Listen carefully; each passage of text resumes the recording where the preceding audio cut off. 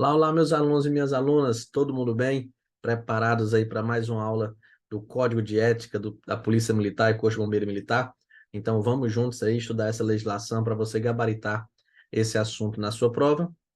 Artigo 19, já trabalhamos com ele, né? Só que agora nós vamos conhecer detalhadamente todas essas sanções, advertência, repreensão, suspensão e assim por diante. A advertência é a forma mais branda de sanção. É como se fosse a mais leve, a mais tranquila. Ela pode ser aplicada de forma reservada ou ostensiva. Como assim? Eu vou chamar a pessoa na sala e lá eu vou dar advertência para ela. Ou então eu vou fazer de forma ostensiva, na presença da tropa e assim por diante. Aqui na lei, ele não deixa claro, não diz, por exemplo, se essa advertência ela é verbal ou por escrito. Mas normalmente a advertência ela é verbal, mas a lei não deixou claro isso, logicamente não pode cobrar de você. Só que o que vai acontecer? Ela tem que ser registrada nos assentamentos individuais do militar. Assentamentos individuais é como se fosse a sua ficha. Quando você ingressar na corporação policial militar ou no bombeiro militar, eles vão fazer uma ficha sua ali com sua foto 3x4, comprovante de residência, e lá eu vou colocar que você recebeu essa advertência. Só que o seguinte, vou registrar nos assentamentos individuais, só que essa advertência não vai surtir efeito, ou não devendo surtir efeito, no comportamento da praça e nos conceitos oficiais. Nós vamos estudar essa parte de comportamento, mas vocês que vão fazer o concurso para praça, vocês vão ter um comportamento, vão entrar como bom. E aí pode subir, pode descer, depende muito de punições. E de não receber punições ou de receber punições. E aí, no caso, você recebe uma advertência, isso não vai surtir efeito no comportamento, não vai ter nenhum impacto ali, diferente de outras punições. Dependendo da situação, se você receber uma determinada punição, você pode cair no comportamento. Então, você não está mais no bom, você está no ruim. Por quê? Porque você recebeu determinada punição. Mas a advertência não, ela não vai surtir efeito nisso daí. E também não vai constar em certidões de punições. E por uma situação bem óbvia, a advertência ela é aplicada exclusivamente, cuidado com essa palavra, a transgressões de natureza leve. Então, só pode ser aplicado para transgressões de natureza leve. leve. Se for uma transgressão de natureza média ou grave, eu não posso aplicar a advertência. Já a repreensão, observa que aqui ele já disse, é por escrito, deixou bem claro. Ela vai ser aplicada também de forma reservada ou ostensiva, devendo sempre ser registrado nos assentamentos individuais. E já a repreensão é aplicada para transgressões de natureza leve e média. Então, se eu cometo uma transgressão de natureza leve, eu posso receber uma advertência ou uma repreensão, vai depender da situação. Agora, se eu cometo uma transgressão de natureza média, eu vou receber uma repreensão ou outras punições, mas não posso receber uma advertência, porque a advertência é só para transgressão de natureza leve. Chegamos agora na suspensão. O que é isso, professor? Aqui é suspender o policial militar ou o bombeiro militar do exercício das suas funções, do exercício do cargo. Mas só que tem um detalhe. Ele vai ser suspenso. Mas imagina se eu chegasse para o policial e dissesse assim, você vai ser suspenso por 10 dias. E aí ele ficasse 10 dias em casa e recebendo normalmente. Olha, isso aí era bom para ele, né? Porque eu foi 10 dias de folga. Então, não seria uma punição, isso aí seria um presente. E eu quero é punir. Então, nesse caso, ele vai ter prejuízo na remuneração. Ele vai ter desconto no subsídio dele. E eu vou já mostrar como é que acontece isso. Por uma situação bem óbvia, o militar que está suspenso, ele não vai receber adicional noturno. E nem vai receber auxílio alimentação. Lógico. E o desconto no subsídio dele vai ser de 1,30 avos por dia de suspensão. Por que ele fala dessa forma, professor? Por conta do seguinte, eu vou pegar o subsídio do militar, dividir por 30, vou chegar aqui no X. Esse X é o que ele vai perder, é o que ele ganha por dia, né? O subsídio dele dividido por 30, eu consigo achar quanto é que ele ganha por dia. E aí, se ele foi suspenso por um dia, ele vai perder 1,30 avos do subsídio dele. Se ele foi suspenso por 2 dias, ele vai perder, né, 2/30. Se ele foi suspenso por 5 dias, 5/30. E assim, aí eu vou dividir, lógico, né? Então, eu vou pegar isso daí e vou dividir. Do que ele ganha quanto? Ele ganha 5.000? Pois eu vou pegar 5.000 vezes 5 dividido por 30. Vou chegar no cálculo para saber o quanto que ele vai perder, o quanto que ele vai receber. Só com um detalhe. Esse desconto não poderá ser superior a 30% do valor do subsídio mensal do punido. Por quê? Porque vamos supor que ele fosse suspenso por 15 dias. Aí ele ia perder 15/30.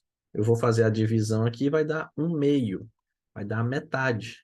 Então ele ia perder 50% do subsídio dele. Não, não, não. O desconto máximo aqui, na suspensão, o desconto máximo do subsídio é de 30%. Não posso ter um desconto superior a isso daí. Então, muito cuidado com esse percentual aqui de 30%. E para finalizar a suspensão, ela é aplicada para transgressões de natureza média ou grave. Então, deixa eu esquematizar aqui com vocês. É muito importante fazer esses resumos para que vocês comecem a fixar o conteúdo. A advertência é aplicada para transgressões de natureza leve.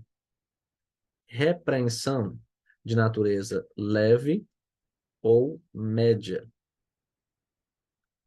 Já a suspensão, transgressões de natureza média ou grave. Então, isso aqui é muito importante na hora da prova. Vamos agora para a reforma disciplinar. Como assim, professor? Eu sempre costumo explicar que a reforma para o militar, ela pode acontecer de 3 formas. Por idade, ela pode acontecer por invalidez e ela pode acontecer como punição. Então, por exemplo, a reforma por idade. Quantos anos, professor? 68 anos. Então, o militar do estado do Piauí que chega a 68 anos de idade, ele vai ser reformado por idade. Por invalidez, o militar que ficou incapaz definitivamente para o serviço, ele vai ser reformado. Ou então, se ele está fazendo um tratamento, está incapaz temporariamente, mas isso aí passa de 2 anos, ele vai ser reformado também. E eu tenho a possibilidade da reforma como punição. Como assim, professor? Punição, você foi punido, bum, você está na reforma. Sim, é uma punição que é aplicada. Professor, mas é um pouco sem sentido, não estou conseguindo compreender isso. É porque aqui é um pouco parecido com o juiz. O que acontece com o juiz? Quando o juiz comete alguma irregularidade, ele pode ser punido, e uma punição que o juiz pode receber é ser aposentado compulsoriamente. Então, olha aí, vou até pegar aqui para você explicar, para você entender. O juiz, se ele vai receber uma punição, ele vai ser punido. Punido o quê? Aposentado compulsoriamente. Professor, mas aposentado é coisa boa. Sim, mas aqui não é tão bom assim. Logicamente que, por exemplo, se você for pegar a, a, a pessoa ser demitido, né? Ou ser aposentado compulsoriamente. Aposentado compulsoriamente é bem melhor. Por quê? Porque ele fica recebendo proporcional. Então, aqui, a reforma é um pouco parecido com isso. É um pouco parecido com essa punição que o juiz recebe. Então, vamos supor, eu sou um servidor civil. Se eu cometer alguma irregularidade, eu posso ser demitido. E aí acabou, não recebo mais nada. Fui demitido, no outro mês não recebo mais nada. Já o juiz não, ele pode ser aposentado compulsoriamente. Eu aposento ele, ele fica aposentado recebendo de forma proporcional. É um pouco parecido com essa reforma disciplinar compulsória. Eu aplico a pena de reforma para o militar. Então vamos fazer a leitura aqui do artigo para que a gente possa entender. A reforma disciplinar compulsória consiste na passagem do militar estadual da ativa para a inatividade. Pelo quê? Pelo reiterado cometimento de transgressões, ou pela sua gravidade, em vista da constatação da falta de condições para o desempenho de suas funções na corporação militar.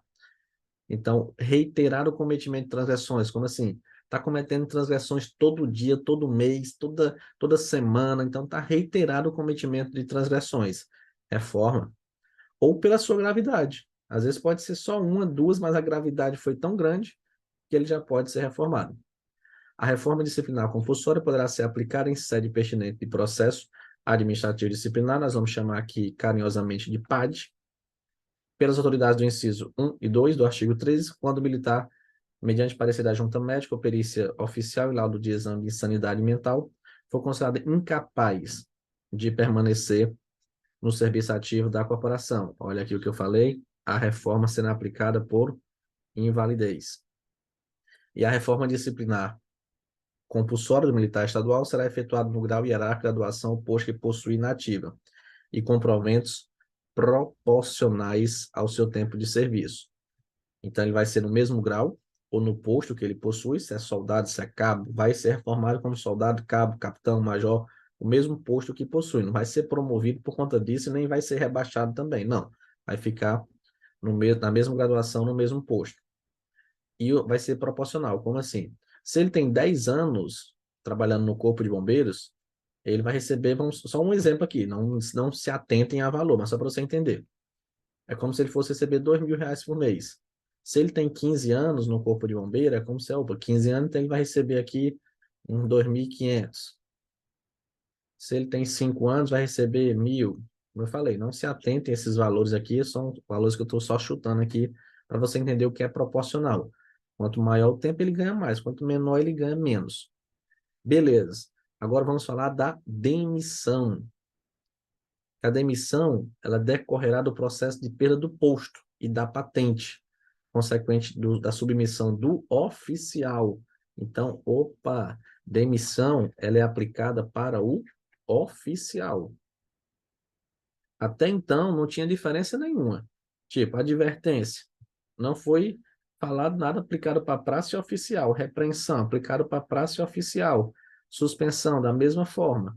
Reforma, da mesma forma. Até ele fala aqui, ó, graduação ou posto. Já a demissão, ela já é diferente. Por quê? Porque a demissão é aplicada só para o oficial. Então, se a prova chegar e colocar a demissão decorrerá de processo de perda do posto da patente, consequente da submissão do oficial e da praça, tá errado. Beleza? Então, cuidado com esse detalhe.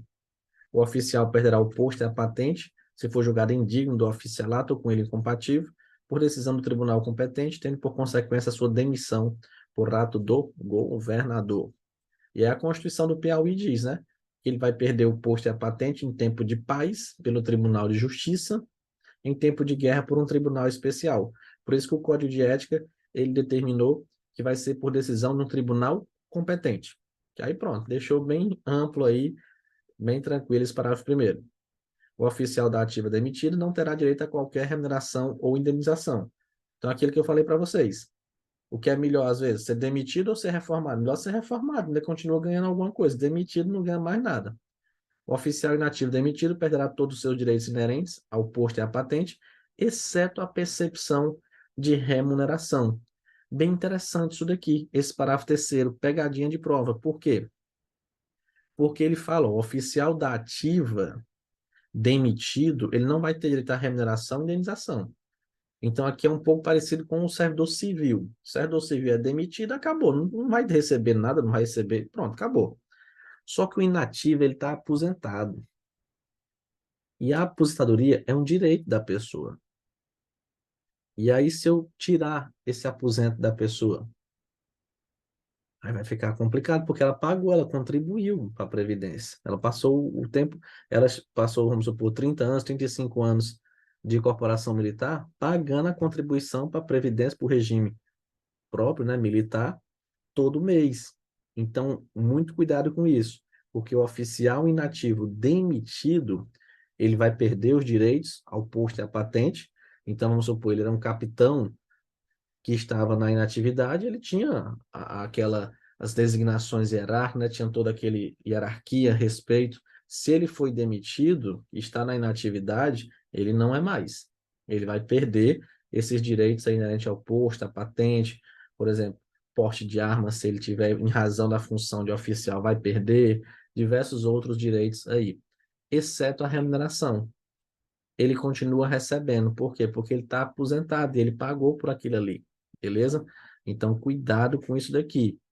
no CEP quiser fazer uma provinha boa, ela coloca isso aqui. Por quê? Porque muita gente vai ficar, ora, se ele foi demitido, ele não vai estar recebendo remuneração. Mas cuidado, o da ativa realmente sim, o da ativa que foi demitido realmente não recebe remuneração. Mas o inativo recebe sim. Então ele vai perder todos os direitos inerentes ao posto e à patente, exceto percepção de remuneração que ele continua recebendo. Agora vamos falar do licenciamento e da exclusão, que são aí punições aplicadas às praças. Então, bem interessante isso daqui. E o Código de Ética, ele foi, assim, muito bom. Gostei muito. Ele, lógico que ele tem alguns pontos, assim, que deveria ter melhorado, né? Deveria ter consertado alguns pontos, mas, no geral, também ele foi muito bom, porque quando a gente estuda isso no estatuto, o estatuto é muito antigo. E aí acaba que fica aquela coisa complicada explicando uma coisa que nem existe mais. E aqui ele separou bem direitinho. Por quê? Demissão aplicada para o oficial, já o licenciamento e a exclusão aplicado para as praças. Então, isso aqui não é aplicado para o oficial. E ele dividiu bem direitinho. Como assim? A exclusão, a bem da disciplina, vai ser aplicada para a praça com estabilidade. Já o licenciamento vai ser aplicado para a praça sem estabilidade. E a estabilidade das praças é com 10 anos de serviço. Então, se ela tem menos de 10 anos de serviço, e eu vou fazer o desligamento dela, da corporação, isso recebe o nome de licenciamento. Agora, se ela tem mais de 10 anos de serviço, e eu vou fazer o desligamento, ela já tem estabilidade, isso recebe o nome de exclusão. Interessante também destacar que a exclusão é aplicada para as praças da ativa com estabilidade, as inativas da reserva reformado e as praças especiais. Quem são essas praças especiais? É o aspirante, a oficial e o aluno oficial. Então, eles ficam no meio termo. Eles não são oficiais ainda, que estão no curso de formação, mas também não são praças. Então, eu considero como praças especiais. O aluno oficial é aquele que está no curso de formação, o aspirante oficial é aquele que já concluiu o curso de formação e está numa espécie de estágio até receber o posto dele de segundo tenente. Então, cuidado com isso daqui.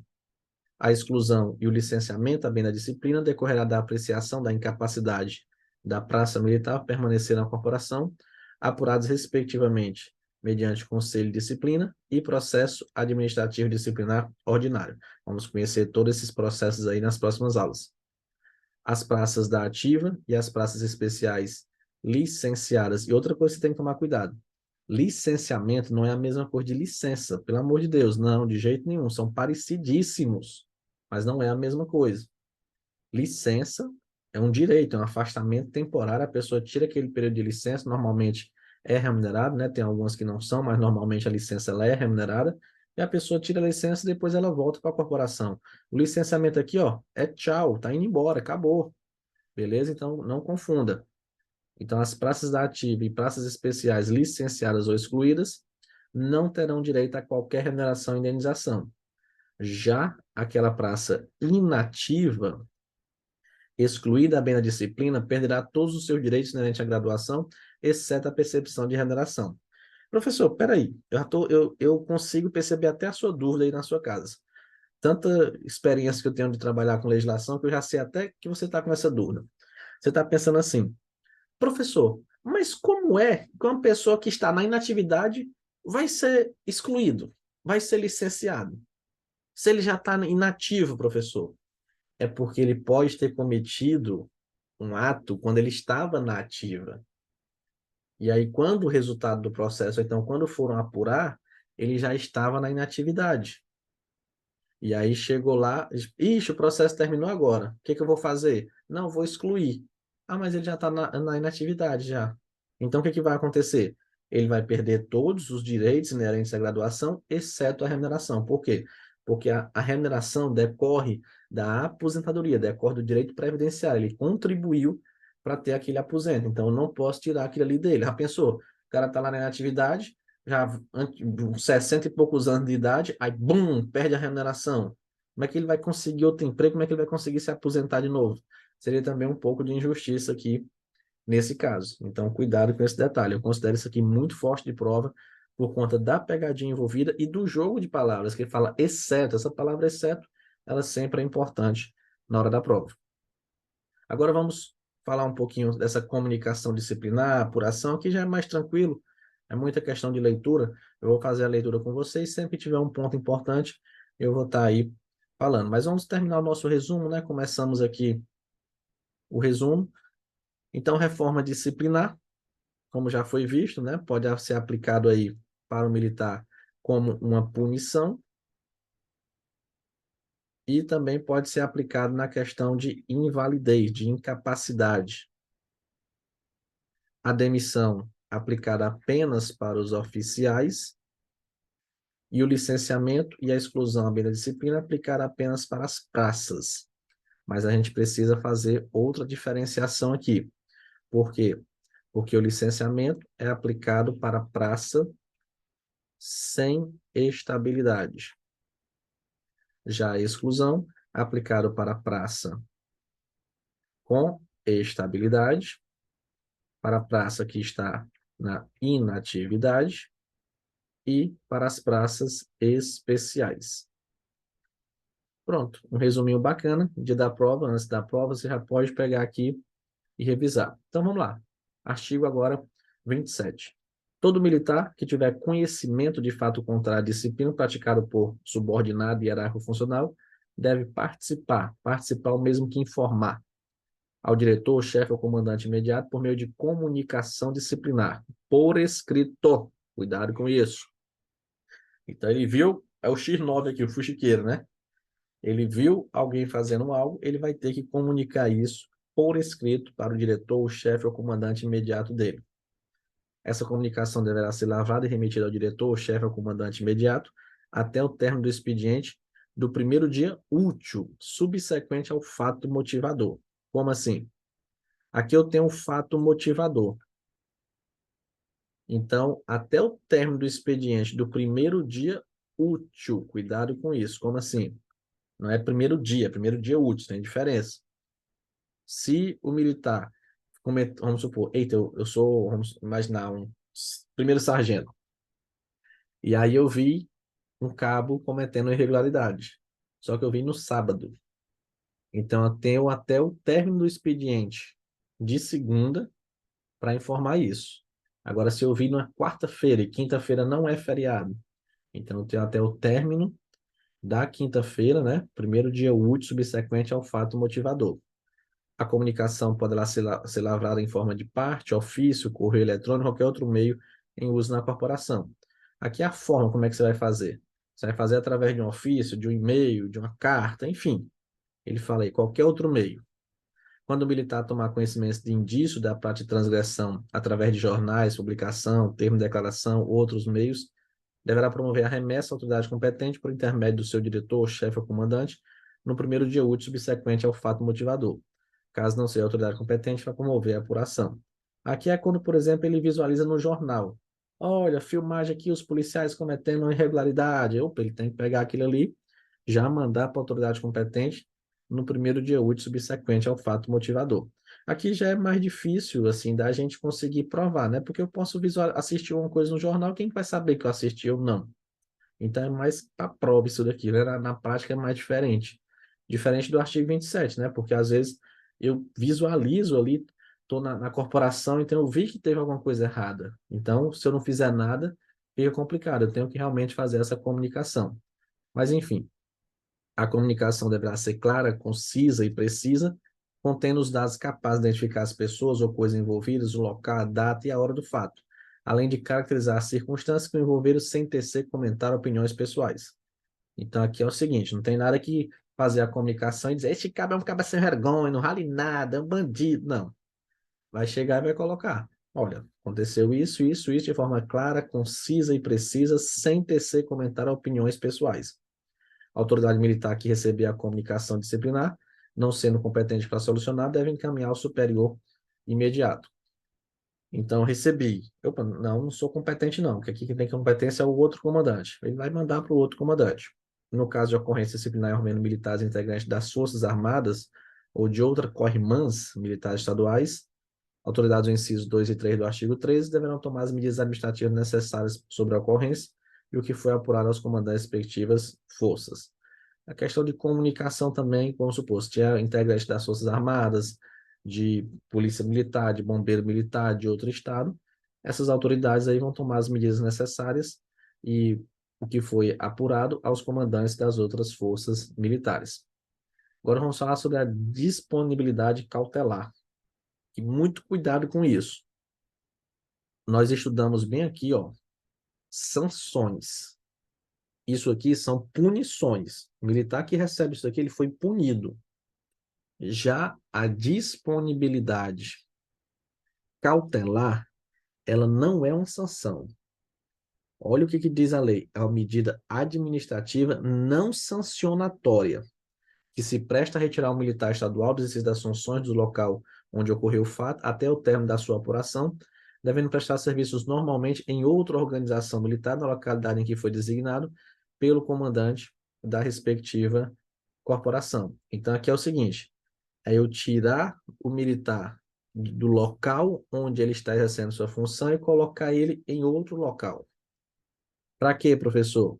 Vamos analisar. Essa disponibilidade cautelar, cautelar é consórcio preventivo, será solicitado via corregedoria pelos encarregados de processos, procedimentos e de comissões processantes para autoridades delegantes, elencados no artigo 13, na ocorrência das hipóteses de da causa a desvio de conduta grave, que afetam os valores militares, se acusado da prática de crime ou de ato irregular que efetivamente concorra para o desprestígio da corporação e de seus integrantes. Então, coisas sérias, né? Ele deu causa a desvio de conduta grave, ou ele foi acusado da prática de crime ou ato irregular. E aquilo ali vai causar um desprestígio na corporação. Então, é como se eu tirasse ele de lá, mandasse ele para outro local enquanto eu estou apurando aqui, para não causar mais problema. Né? Tipo assim, não, sai daí, vai para outro lugar. É isso que acontece com a disponibilidade cautelar. É imprescindível, cuidado com essa palavrinha na hora da prova, porque imprescindível é indispensável. Então, é indispensável a existência de provas da conduta irregular e indício suficiente da responsabilidade militar, para que seja declarada sua disponibilidade cautelar. Isso aqui bem óbvio, né? Isso aqui, apesar de não ser uma punição, uma medida preventiva, medida administrativa, não sancionatória, mas ela causa prejuízos. Você ser retirado, aí fica aquele murmurinho, né, na corporação, eita, fulano saiu daqui, foi mandado para lá. Então, para que isso aconteça, eu tenho que ter provas dessa conduta irregular e indícios suficientes da responsabilidade do militar. A autoridade que solicitar disponibilidade deverá, em seu pedido, sugerir o local do cumprimento, bem como especificar a duração, com observância do prazo máximo de 40 dias, que poderá ser prorrogado por mais 20 dias. Já eu explico isso. Os pedidos para aplicação inicial da medida de disponibilidade ou de sua prorrogação deverão ser feitos com antecedência mínima de 48 horas. E a disponibilidade assegura ao militar a percepção dos seus vencimentos e vantagens integrais inerentes ao cargo. Porque, como eu falei, é uma medida preventiva. Então, ele não está sendo punido ainda. Ele pode ser? Pode. Mas ele não está sendo punido aqui. Então, ele continua recebendo seus vencimentos e vantagens integrais. Então, essa disponibilidade, ela tem o prazo máximo de 40 dias. Prazo muito grande. Podendo ser prorrogado por mais 20 dias. Sendo que esse pedido de prorrogação, ele tem que ser solicitado com antecedência mínima de 48 horas. Então, que foi estabelecido no artigo 31, muito importante aí, essa antecedência de 48 horas e a prorrogação. Com isso, a gente finaliza essa aula, que com certeza tem uma questãozinha sobre essa aula aqui na sua prova, muito importante, né? Assuntos aí que as bancas gostam de cobrar, palavras, mas tudo foi explicado de forma bem didática, bem objetiva, para você compreender. Aguardo vocês na próxima aula, um forte abraço e bons estudos.